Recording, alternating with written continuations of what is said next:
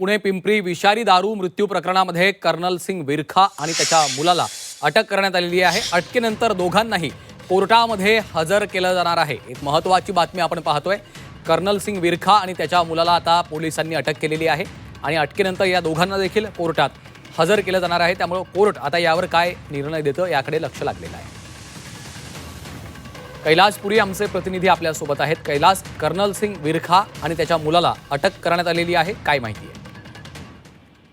Colonel Singh विरखा याला कोर्टात हजर करण्यापूर्वी त्याला त्याची जी मेडिकल आहे ते करण्यासाठी त्याला पोलीस स्टेशनमधून बाहेर काढण्यात आलेला आहे आणि त्याची आरोग्य तपासणी केली जाणार आहे। त्यानंतर दुपारी जे आहे ते त्याला कोर्टामध्ये हजर केलं जाणार आहे।